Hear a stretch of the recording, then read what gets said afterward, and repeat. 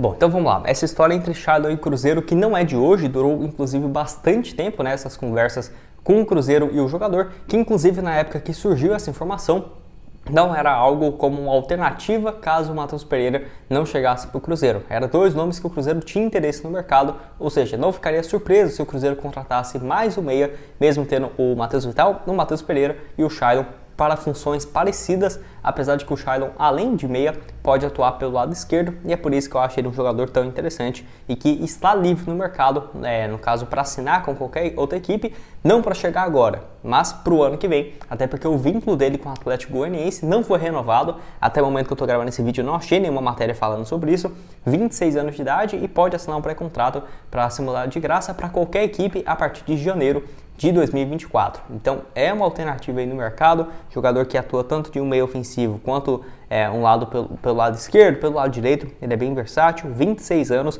nessa atual temporada já soma 39 partidas, 8 gols marcados e 10 assistências, um número de jogos muito altos até aqui, realmente até se surpreende.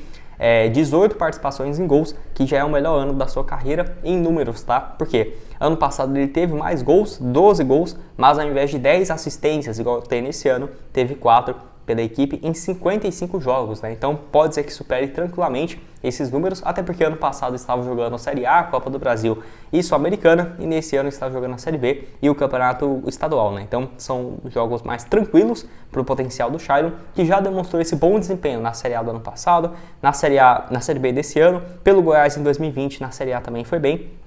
26 partidas, 5 assistências e um gol marcado. É um jogador que eu ficaria de olho. Surge ali na base do São Paulo, passa por todas as categorias. Era um cara cotado inclusive para a seleção brasileira, tá? Porque em 2016, para você ter uma ideia, pela equipe sub-20 do São Paulo, ele marcou 23 gols em 48 jogos. Até fico surpreso como que tem tantos jogos assim no time sub-20. Acho que hoje o Cruzeiro sub-20 não chega a jogar 30 partidas, 35 no ano é muito, porque varia bastante, né? O jogador que mais joga no time sub-20 deve ter 29, 35 jogos, porque esse cara também às vezes sobe para o time principal, então ele jogou 48 vezes, surpreendente os números na categoria de base.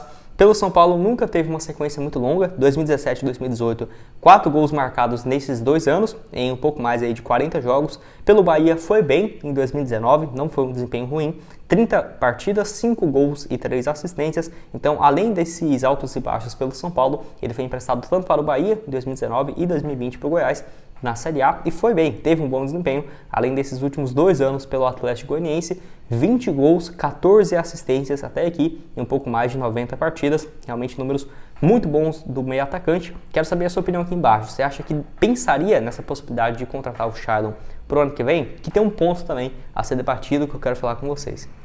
Bom, outra aqui que eu quero falar com vocês é sobre o Guzmán, né? Jogador colombiano que foi especulado no Cruzeiro há um pouco mais de 2 anos e meio atrás, né? Foi lá em 2021, acho que foi em abril daquele ano. E assim, o Cruzeiro tinha conversas avançadas com a equipe do Envigado, lá da Colômbia, para comprar o atleta em definitivo.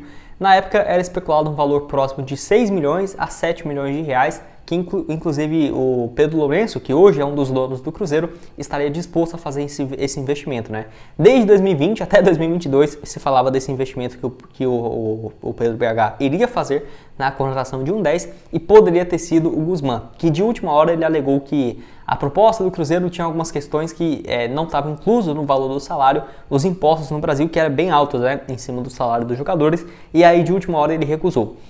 Não sabemos se foi realmente esse motivo ou se apareceu uma proposta melhor para o atleta. E assim, até o Cruzeiro na época que poderia ir na justiça, o Sérgio Rodrigues na época falou que ia levar esse caso à FIFA, porque já tinha uma comprovação de assinatura do contrato, já se passou 2 anos e meio e não teve nada. Eu acho que, sinceramente, ele nem tinha assinado esse contrato com o Cruzeiro e o Cruzeiro foi amador o suficiente para anunciar o atleta no seu perfil oficial, né? Então, isso aí acabou virando um meme, acho que poucos times no Brasil, para falar a verdade, anunciou um atleta e ele acabou não chegando. Pelo menos não era um grande astro do futebol, senão aí sim seria uma vergonha maior. Mas naquela ocasião, então, ele vivia uma fase boa pela equipe colombiana, na equipe do Envigado, até é difícil falar o nome, mas essa equipe já revelou vários bons jogadores do futebol colombiano e ele tinha então em 2021 17 partidas, 4 gols e 3 assistências, vinha também de 2 temporadas boas, igual 2020.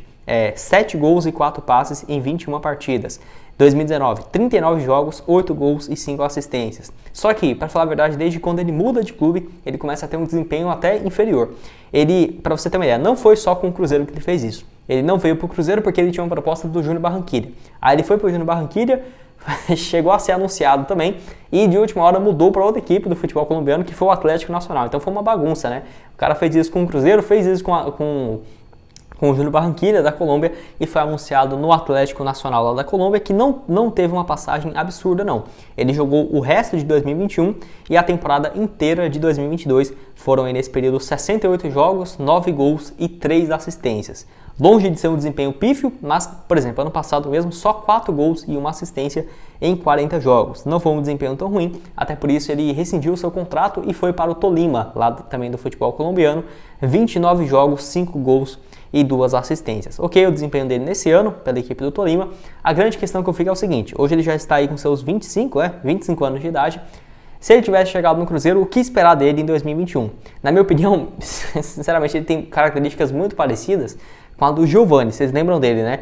Eu não ficaria surpreso se ele tivesse o mesmo fim que o Giovani. Ele começa bem na Série B, foi importante na Série B de 2021, ele é emprestado para o Avaí e em 2022 joga jogos com o Pesolano e deixa o Cruzeiro. Eu acho que o Guzmán, sinceramente, pelo estilo de jogo, teria quase que o mesmo futuro. É claro, poderia ter sido diferente, poderia ter jogado bem em 2021, o Ronaldo compra o Cruzeiro em 2022 e ele joga a Série B com o Pesolano, aí já é querer imaginar demais, mas poderia sim ter dado certo. Só que o estilo de jogo dele é muito mais lento, de dominar a bola, olhar ali boas opções. O Cruzeiro não tem esse meio campista que joga nesse estilo desde o ano passado, e não é porque o Cruzeiro não conseguiu achar uma boa opção nesse sentido, e sim porque os treinadores do Cruzeiro não têm esse estilo de jogo, não tem essa característica. Até falando mais tecnicamente, ano passado mesmo, o Cruzeiro poderia improvisar, por exemplo, o Daniel Júnior ou o Chay, que chegou para a Série B no meio do ano, como um meia. O Cruzeiro preferiu muitas vezes jogar com 3 zagueiros do que jogar com meia lento, e é algo que eu concordo totalmente, tá? Por quê?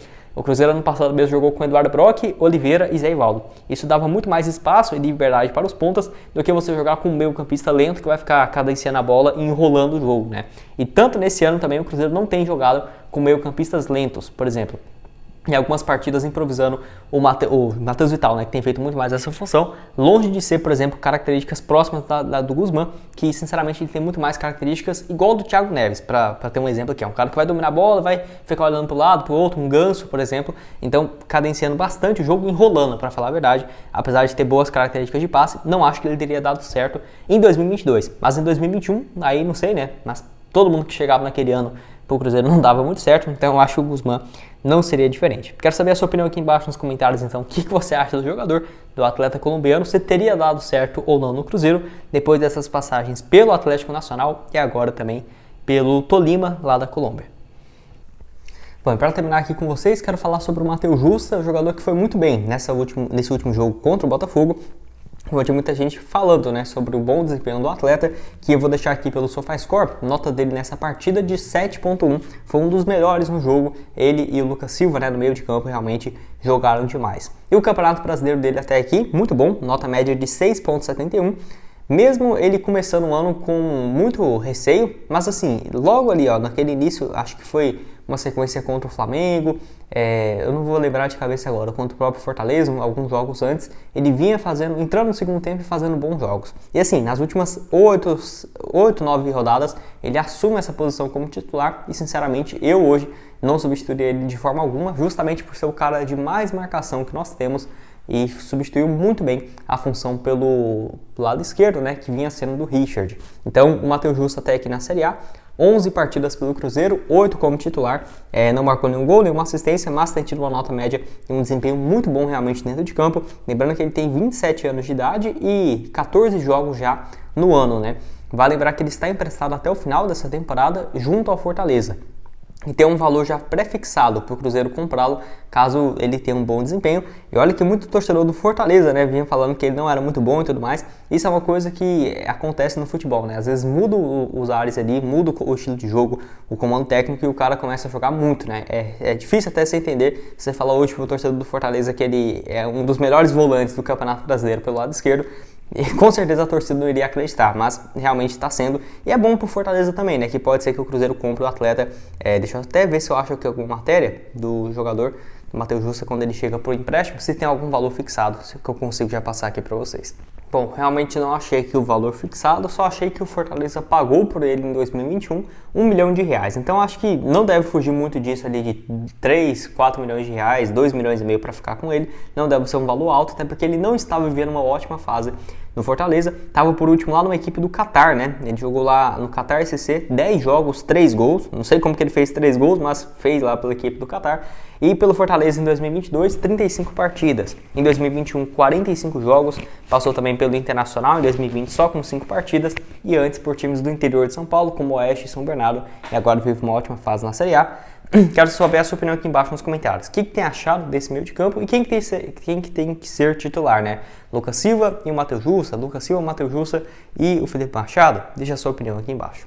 Bom, esse foi o vídeo, espero que tenham gostado. Não esqueça aqui de deixar seu like, também se inscrever no nosso canal, ajudar a gente a chegar a essa marca no YouTube de 40 mil inscritos, que eu conto com a ajuda de vocês. Link dos nossos patrocinadores da Zapay para você consultar se tem algum débito em aberto de multa, licenciamento ou IPVA atrasado, tá aqui embaixo na descrição. E também outras sugestões de vídeos que já trouxemos aqui em nosso canal.